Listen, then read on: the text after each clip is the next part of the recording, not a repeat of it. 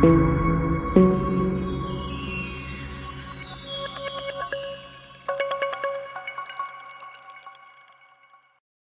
എല്ലാ പ്രിയപ്പെട്ട കൂട്ടുകാർക്കും നമസ്കാരം. അങ്ങനെ ഞങ്ങൾ എസ്റ്റോണിയയിൽ എത്തിയിരിക്കുകയാണ്. ഇനി എസ്റ്റോണിയയുടെ കാഴ്ചകളാണ് ഈ വീഡിയോയിൽ നമ്മൾ കാണാൻ പോകുന്നത്. വളരെ മനോഹരമായിട്ടുള്ളൊരു രാജ്യം തന്നെയാണ് എസ്റ്റോണിയ. നമ്മളിങ്ങനെ പോകുമ്പോൾ റോഡിൻ്റെ നടുവിലൂടെ ട്രാം പോകുന്നത് വളരെയധികം കാണാൻ പറ്റില്ല. നമ്മൾ ഈ യൂറോപ്യൻ രാജ്യങ്ങളിലൊക്കെ പോകുമ്പോൾ അവിടെ ഈ ട്രാമുകൾ ഇഷ്ടം പോലെ നമുക്ക് കാണാൻ പറ്റും. ഞങ്ങളുടെ ഇത്തവണത്തെ യൂറോപ്യൻ യാത്ര 16 ദിവസത്തെ ടൂറായിരുന്നു. അതിലിപ്പോൾ ഞങ്ങൾ സന്ദർശിക്കുന്ന 4ാമത്തെ രാജ്യമാണ് എസ്റ്റോണിയ. ഈ എസ്റ്റോണിയ എന്ന് പറയുന്നത് ഒരു ബാൾട്ടിക് രാജ്യമാണ്.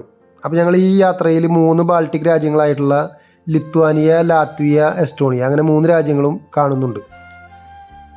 ബാൾട്ടിക് കടലിനോട് ചേർന്ന് കിടക്കുന്നത് കൊണ്ടാണ് അവയെ ബാൾട്ടിക് രാജ്യങ്ങളെന്ന് വിളിക്കുന്നത്. നമ്മളിപ്പോൾ കണ്ടുകൊണ്ടിരിക്കുന്നത് എസ്റ്റോണിയയുടെ തലസ്ഥാനമായിട്ടുള്ള ടാലിൻ സിറ്റിയാണ്. വളരെ വലിയൊരു സിറ്റി തന്നെയാണ് ഈ ടാലിൻ സിറ്റി. എസ്റ്റോണിയയിലെ ഏറ്റവും വലിയ സിറ്റിയും ടാലിൻ സിറ്റി തന്നെയാണ്. ഞങ്ങൾ ടാലിൻ സിറ്റിയിലൂടെ ബസ്സിൽ പോകുന്ന സമയത്ത് എടുത്ത കുറച്ച് വീഡിയോകളാണ് നമ്മളിപ്പോൾ ഈ കണ്ടുകൊണ്ടിരിക്കുന്നത്. ഇവിടുത്തെ ബിൽഡിങ്ങിൻ്റെ കൺസ്ട്രക്ഷൻ ആയാലും റോഡുകളായാലും ഒക്കെ വളരെ മനോഹരമായ രീതിയിൽ തന്നെയാണ് അവയൊക്കെ നിർമ്മിച്ചിട്ടുള്ളത്. എസ്റ്റോണിയയുടെ കുറച്ച് ചരിത്രങ്ങൾ നമുക്കൊന്ന് മനസ്സിലാക്കാം. 10ാം നൂറ്റാണ്ടിൻ്റെ ചരിത്രത്തിൽ 22 വർഷം മാത്രം സ്വാതന്ത്ര്യം അനുഭവിച്ച രാജ്യമാണ് എസ്റ്റോണിയ. വീണ്ടും സോവിയറ്റ് യൂണിയൻ്റെ അടിയാളന്മാരായി അരനൂറ്റാണ്ട് പിന്നിട്ടു. ഒടുവിൽ സോവിയറ്റ് യൂണിയൻ്റെ ഗതകാലത്തിൽ സ്വാതന്ത്ര്യം പ്രഖ്യാപിച്ച് 15 വർഷം കൊണ്ട് തന്നെ വൻ സാമ്പത്തിക പുരോഗതി നേടിയ രാജ്യമാണ് എസ്റ്റോണിയ. ഇന്ന് ബാൾട്ടിക് രാജ്യങ്ങളിൽ ഏറ്റവും സമ്പന്നമായ രാജ്യമാണ് എസ്റ്റോണിയ. കേരളത്തെക്കാൾ അല്പം കൂടി വലിപ്പമുള്ള രാജ്യമാണ് എസ്റ്റോണിയ. 13.5 ലക്ഷത്തോളം മാത്രം ജനങ്ങളുള്ള എസ്റ്റോണിയയുടെ ആഭ്യന്തര വരുമാനം യൂറോപ്പിലെ 4 വൻ ശക്തികളുടെ ശരാശരി ആഭ്യന്തര വരുമാനത്തിൻ്റെ പകുതിയോളമുണ്ട്. കിഴക്കൻ യൂറോപ്പിൻ്റെ വടക്കൻ മേഖലയിൽ ബാൾട്ടിക് സമുദ്രതീരത്ത് സ്ഥിതി ചെയ്യുന്ന എസ്റ്റോണിയ തെക്ക് ലാത്വിയയുമായും കിഴക്ക് റഷ്യയുമായും കരാതിർത്തി പങ്കുവയ്ക്കുന്നു. വടക്ക് ഫിൻലാൻഡ് ഉൾക്കടൽ കടന്നാൽ ഫിൻലാൻഡായി, പടിഞ്ഞാറ് ബാൾട്ടിക് കടൽ കടന്നാൽ സ്വീഡനായി. ഈ യാത്രയിൽ ഞങ്ങൾ ഫിൻലാൻഡും സ്വീഡനും സന്ദർശിക്കുന്നുണ്ട്. അപ്പോൾ അതിൻ്റെ വീഡിയോകളൊക്കെ വഴിയേ വരുന്നതായിരിക്കും. ഞങ്ങളങ്ങനെ യാത്ര ചെയ്തിട്ട് ബ്രേക്ക്ഫാസ്റ്റിന് വേണ്ടിയിട്ട് ഞങ്ങൾ വണ്ടി നിർത്തുകയാണ്. അപ്പോൾ രാവിലത്തെ ബ്രേക്ക്ഫാസ്റ്റ് അതിൻ്റെ കുറച്ച് വീഡിയോകൾ നമുക്കൊന്ന് കാണാം.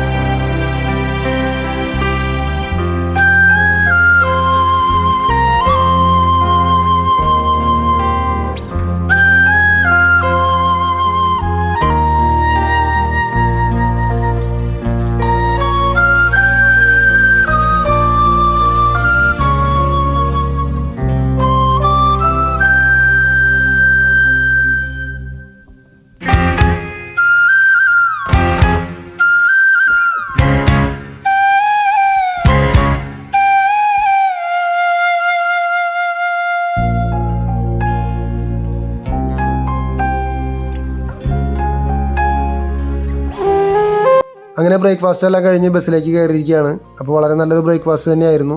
ഒരുപാട് ഐറ്റംസുകളൊക്കെ ഉണ്ടായിരുന്നു. നമ്മൾ യൂറോപ്യൻ രാജ്യങ്ങളിലൊക്കെ വരുമ്പോൾ ഒരുപാട് ക്രിസ്ത്യൻ പള്ളികളൊക്കെ ഇവിടെ കാണാൻ പറ്റും. പക്ഷേ ഇവിടുത്തെ ജനങ്ങൾക്കൊക്കെ വിശ്വാസം വളരെ കുറവാണ്. ഇത് ഞങ്ങളുടെ ഗൈഡാണ്. ആ റെഡ് ഷർട്ട് ഇട്ട് നിൽക്കുന്നതാണ് ഞങ്ങളുടെ ഗൈഡ്. നമ്മളിന്ന് കാണുന്ന ഓരോ കാഴ്ചകളെക്കുറിച്ചും അവിടുത്തെ സ്ഥലങ്ങളെക്കുറിച്ചൊക്കെ നമുക്ക് ഗൈഡ് വളരെ വിശദമായി തന്നെ പറഞ്ഞു തരുന്നുണ്ട്. ഇന്ന് ഞങ്ങൾ ആദ്യം കാണാൻ വന്നത് ടാലിനിലെ സോങ് ഫെസ്റ്റിവൽ ഗ്രൗണ്ടാണ്. ആ സോങ് ഫെസ്റ്റിവൽ ഗ്രൗണ്ടിലേക്ക് പോകുന്ന വഴിയാണ് ഈ കാണുന്നത്. അപ്പോൾ അവിടേക്ക് എല്ലാവരും നടക്കുകയാണ്. നല്ല തണുപ്പുള്ളൊരു കാലാവസ്ഥയായിരുന്നു. രാവിലെ നേരമായതുകൊണ്ട് തന്നെ നല്ല തണുപ്പുണ്ടായിരുന്നു. ടാലിനിലെ വളരെ പ്രസിദ്ധമായിട്ടുള്ള ഒരു ഗ്രൗണ്ടാണിത്. ഇതിൻ്റെ ഒരു കാരണം എന്ന് പറയുന്നത് ഇവിടെയാണ് മെയിൻ എല്ലാ പോപ്പ് സിംഗേഴ്സും വന്നിട്ട് പാട്ടുകളൊക്കെ അവതരിപ്പിച്ചിട്ടുള്ളത്. നമ്മുടെ മൈക്കിൾ ജാക്സൺ ഉൾപ്പെടെ ഉള്ള മെയിൻ സ്റ്റാറുകളെല്ലാം ഇവിടെ വന്നിട്ട് അവിടുത്തെ അവരുടെ പാട്ടുകളും കാര്യങ്ങളൊക്കെ ഇവിടെ അവതരിപ്പിച്ചിട്ടുള്ളൊരു സ്റ്റേജാണ്. അപ്പോൾ ഒരുപാട് ജനങ്ങൾ തിങ്ങിയിട്ട് അവരുടെ പ്രോഗ്രാമുകളൊക്കെ ഇവിടെ കാണാനായിട്ട് വന്നിട്ടുണ്ടായിരുന്നു. അതിൻ്റെ ഒരു ചെറിയൊരു ഫോട്ടോ ആണ് ഈ വെച്ചിട്ടുള്ളത്. അപ്പോൾ അവിടെ പ്രോഗ്രാമൊക്കെ അവതരിപ്പിക്കുന്ന സമയത്ത് ഇതേമാതിരിയാണ് ഇവിടുത്തെ ആ ഗ്രൗണ്ടിൽ ജനങ്ങൾ തിങ്ങിക്കൂടിയിട്ട് ഇവിടെ ഉണ്ടാവാറുള്ളത്. ഇവിടെ ആരെല്ലാം പ്രോഗ്രാമുകൾ അവതരിപ്പിച്ചിട്ടുണ്ട് അവരുടെയൊക്കെ ഫോട്ടോകളും അതുമാതിരി തന്നെ അവർ ഏത് വർഷത്തിലൊക്കെയാണ് പ്രോഗ്രാമുകൾ അവതരിപ്പിച്ചിട്ടുള്ളത് എന്നുള്ളതൊക്കെ ഇവിടെ ഒരു ഫോട്ടോ സഹിതം എഴുതി വെച്ചിട്ടുണ്ട്. അപ്പോൾ അത് നോക്കുകയാണെങ്കിൽ നമുക്ക് മനസ്സിലാക്കാം ആരെല്ലാം ഇവിടെ വന്നിട്ടുണ്ടെന്നുള്ളത്.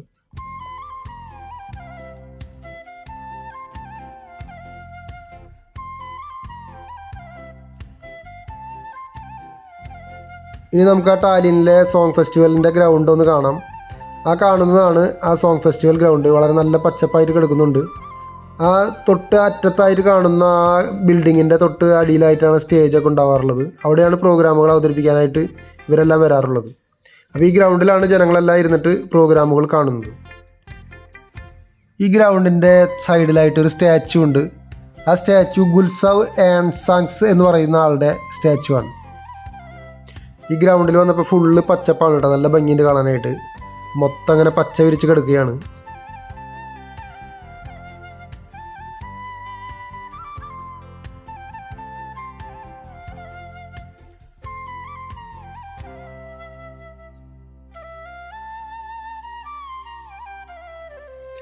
നല്ലൊരു ഗ്രൗണ്ട് കണ്ടപ്പോൾ ചെറുതായിട്ടൊന്ന് ഓടാൻ തോന്നിയതാണ്. അപ്പോൾ ഞാൻ വെറുതെ ഒരു റൗണ്ട് ഒന്ന് ഓടി നോക്കിയതാണ്.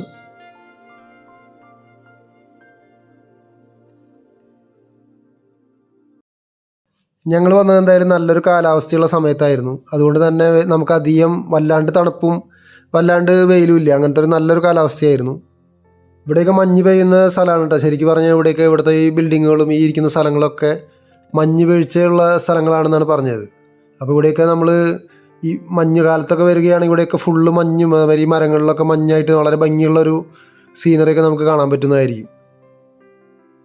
എന്തായാലും ഇത്രയേറെ ഫേമസ് ആയിട്ടുള്ള സിംഗേഴ്സൊക്കെ വന്ന് പരിപാടികൾ അവതരിപ്പിച്ച ഒരു സ്ഥലം നമുക്ക് സന്ദർശിക്കാൻ പറ്റിയത് വലിയൊരു ഭാഗ്യമായിട്ട് ഞാൻ കരുതുകയാണ്. അങ്ങനെ ഇവിടുത്തെ ഗ്രൗണ്ടിൻ്റെ കാഴ്ചകളെല്ലാം കഴിഞ്ഞ് ഞങ്ങൾ ഇനി വീണ്ടും തിരിച്ച് ബസ്സിലേക്ക് തന്നെ കയറാനായിട്ട് തിരിച്ചു പോവുകയാണ്. കണ്ടില്ല, അവിടുത്തെ ആ പഴയ ഫോട്ടോകളൊക്കെയാണ് ഈ കാണുന്നത്. അവിടെ നമ്മൾ ആ മുൻപ് പറഞ്ഞ മാതിരിയുള്ള അന്ന് പരിപാടികൾ അവതരിപ്പിച്ചതിൻ്റെയൊക്കെ ഫോട്ടോകളാണ് ഇവിടെ വെച്ചിട്ടുള്ളത്. ഈ വീഡിയോ നിങ്ങൾക്ക് ഇഷ്ടപ്പെട്ട് കാണുമെന്ന് ഞാൻ വിശ്വസിക്കുകയാണ്. അതുപോലെ തന്നെ ആദ്യമായിട്ട് എൻ്റെ ചാനൽ കാണുന്നവരുണ്ടെങ്കിൽ ഒന്ന് സബ്സ്ക്രൈബ് ചെയ്യാൻ മറക്കരുത്. നിങ്ങളുടെയൊക്കെ സപ്പോർട്ട് ഉണ്ടെങ്കിലാണ് ഇനിയും നല്ല വീഡിയോകൾ ചെയ്യാനും മുന്നോട്ട് പോകാനൊക്കെ പറ്റുകയുള്ളൂ. അതുപോലെ തന്നെ ലൈക്കും കമൻസൊക്കെ ഇട്ടിട്ട് നിങ്ങൾ എന്നെ സപ്പോർട്ട് ചെയ്യുമെന്ന് ഞാൻ പ്രതീക്ഷിക്കുന്നു. എസ്റ്റോണിയയുടെ മനോഹരമായിട്ടുള്ള കാഴ്ചകളുമായി ഞാൻ അടുത്ത വീഡിയോയിൽ വരുന്നതായിരിക്കും. അതുവരയ്ക്കും എല്ലാവർക്കും ഞാൻ നന്ദി പറഞ്ഞുകൊണ്ട് ഈ വീഡിയോ ഇവിടെ അവസാനിപ്പിക്കുകയാണ്. എല്ലാവർക്കും ഒരിക്കൽ കൂടി നന്ദി, നമസ്കാരം.